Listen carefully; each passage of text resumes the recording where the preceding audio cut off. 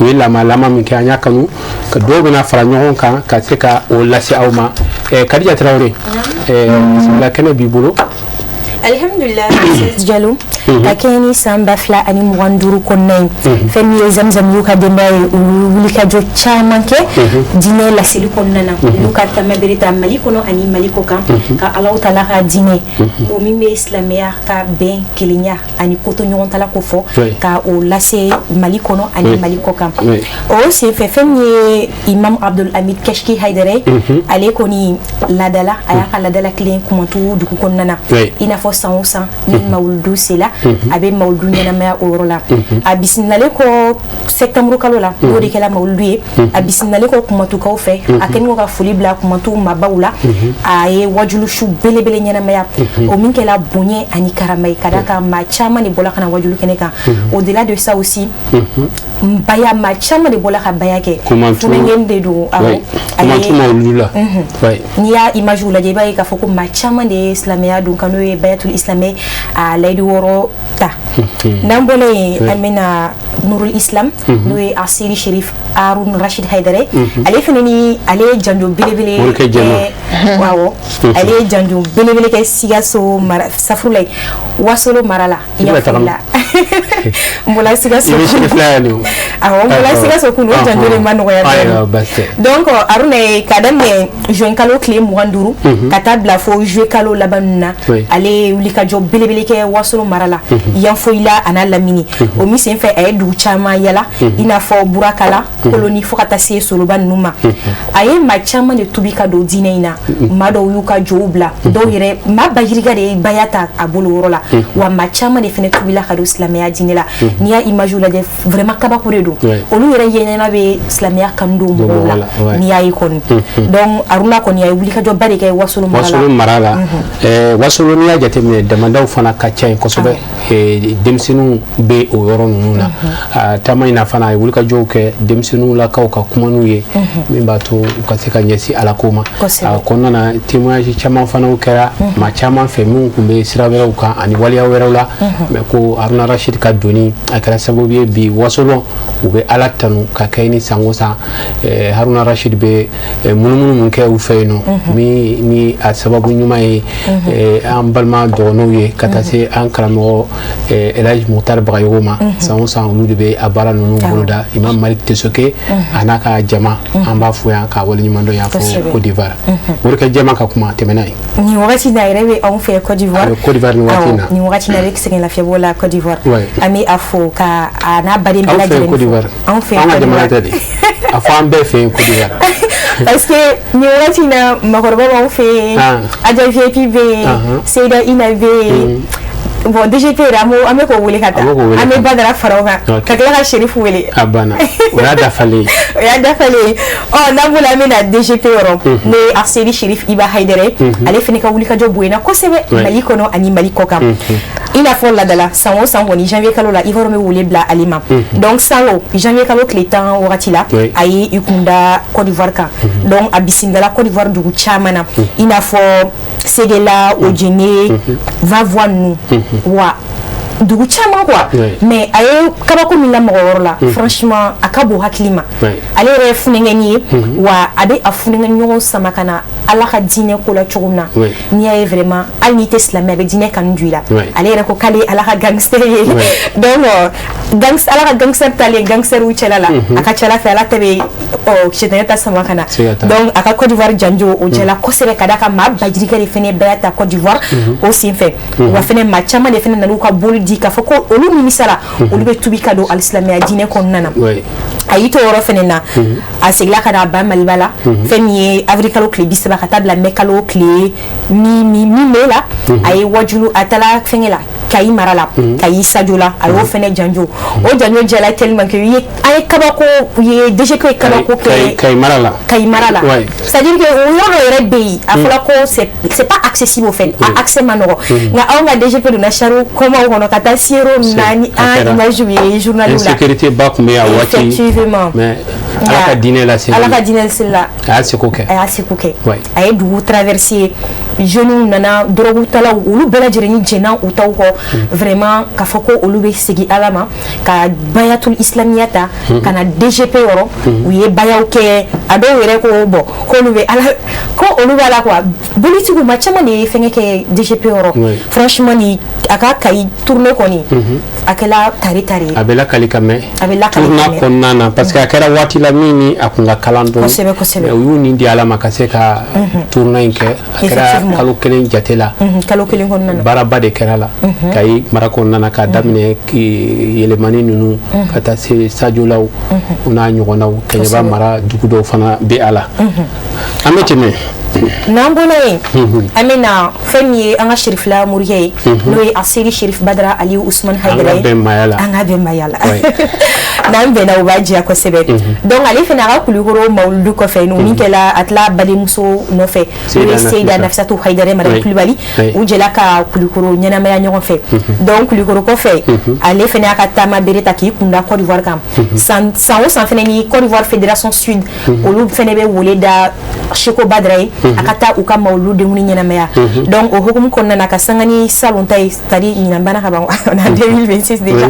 donc ay au moins ka semaine fla nyona nyana maya orola ni Fédération Sud mawye 13 villes makori nu ay wajul ken yoron bela jirenna o fenen ke la tare abulu parce que ma chama ne fene bayata orola ay image c'est impeccable wallahi abolen ko orola fenye février kalo damne anana fengela atala utukalo plutôt atala bine ay bineke ka Nigeria ke kata Allah taala ka dine lase ka kumani mawwe ko islamiyate kele dine farafaral dine te ko to nyogon tala de do sabal de do yele majigi de do donc Badara koni ay wuli ka jokkay ni jamana nu ko nana ka bene vagini Nigeria vagila a jawbora tele Shérif la ma ka fen dogole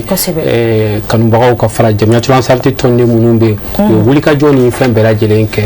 amba fo ka wala nyimando ke ka jamana diun fara nyogon kan jamana yere kofe ka se ka anga be mayay la ka se ka ulakala utasrawla ambe shewu fo ka wala nyimando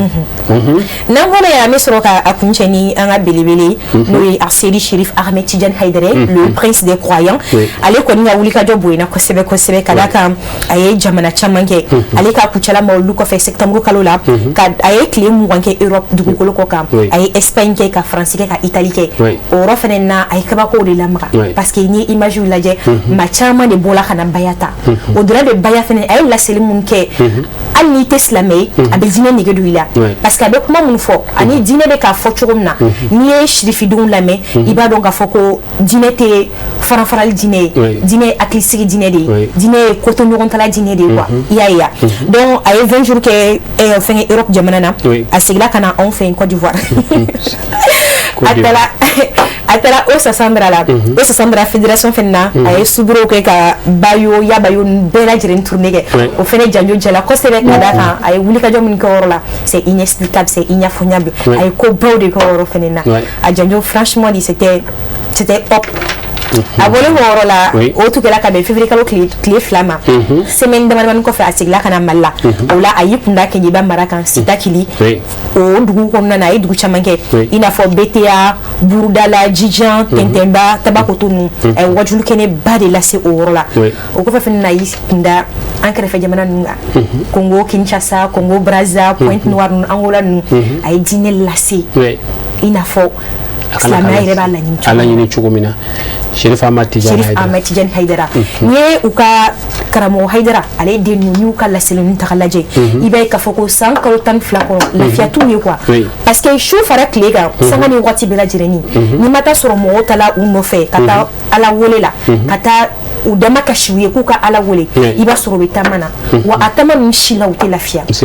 uko olu nakunye olu Mamadou Mustafa Joli amanka olu ka salia ala tala ka barala donc on mun fene be uno fe on fene mangate ka salia ala tala ka dine barala de la même manière où l'islam pacifique propagé par promotion qui est au sein de l'humanité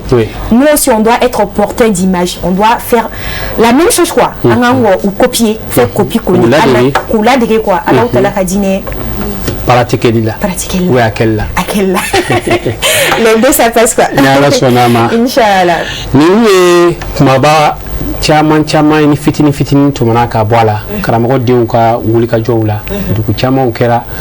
bamakɔtaw tɛ nin na ani vaji kelen-kelenninw caman kɛra olu ma ye nin na o kɔnɔna na fana an ka seyidaw fana an b'a dɔn ka fɔ fana ye wulikajɔ dɔw kɛ olu si tɛ nin na an bɛ dugawu k'u bɛɛ sabula ɲina ni y'a jateminɛ seyida makɔrɔba ale ye minnu kɛ Kɛɲɛba mara kɔnɔna na o fana kɛra fɛn nafamaba ye ka taa se seyida Aja VIP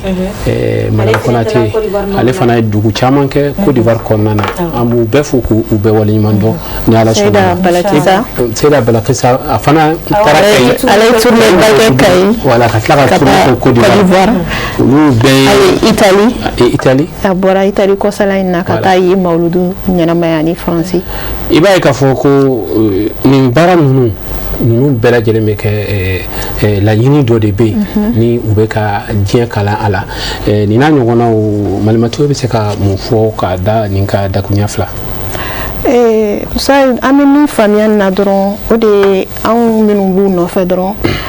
olu minnu y'anw ɲɛmɔgɔw ye n'olu ma nege lafiya nɔfɛ anw fana man ka nata lafiya nɔfɛ ka dɔn k'a fɔ en tant que n'an nana ɲɛnamaya in kɔnɔna na min ɲininen don an fɛ dɔrɔn o de ye cɛsiri ye ani jija wa adamaden ka ɲɛnamaya ni Ala ko bɔra la dɔrɔn fu de b'i bolo donc foyi tɛ an ma dɔrɔn an k'an cɛsiri an ka duloki bɔ k'a da an bɛ fɛn o fɛn kɛ an k'o bɛɛ lajɛlen kɛ Ala ko in de la a bɛ laban o de bɛ laban kɔ ni Ala sɔnna a ma Seyida Malimatu Konate alhamdulillah an bɛ se ka min fɔ ka fara kan o de ye silamɛ ɲuman bɛɛ lajɛlen kan ka ladegeli kɛ ninnu ka nin waleya in na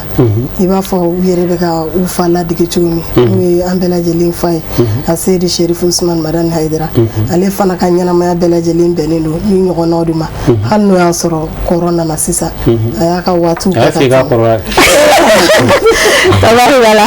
alhamdulillah san kɛmɛ caman Ala y'o diya wa kɛnɛya la ani lafiya la o bɛ yen mais o tɛ a yira k'a fɔ ko si janfara an ka fɔ ko si janfara ninnu bɛ ka waleya min kɛ a y'a taw kɛ ka tɛmɛ mais hali sisan a yɛrɛ bɛ k'i firifiri n b'a yira k'a fɔ lafiya yɛrɛ tɛ diinɛ kɔnɔna la madame n'i kɔni kɛra silamɛ ye wulikajɔ ni cɛsiri o de ɲinilen don i fɛ hali bi an b'a ɲini Ala fɛ Ala k'an n'u fanga se Ala k'aw dugawu minɛ Sikaso mawuludu min tɛmɛna salongo u ye karamɔgɔ ɲininka question et réponse kɛnɛ kan k'a fɔ ko denw sɔrɔla kalandenw sɔrɔla minnu bɛ se k'a wasa est-ce que Hayidara yɛrɛ a man kan a ka baara ninnu a k'u jɔ a ka laseli ninnu jɔ a y'u jaabi ni kuranɛ a ko wa'budu rabbaka hatta ya'tiyakal yaqin ko ale b'o de kan quoi a se ko n'a dɔn ko a bɛ tɛmɛ n'a ye de fo ka taa Ala ka min kɛ an bɛ dugawu kɛ Ala ka sini kɛnɛya di a ma o hukumu kɔnɔ an bɛ sɔrɔ ka na dɔnkilidala maa filanan o ye jɔn ye dɔnkilidala maa filanan min b'an bolo o de ye Aïchatou Sidibe ale bɛna kuma Fatima Zahra kan Al-Batul o ye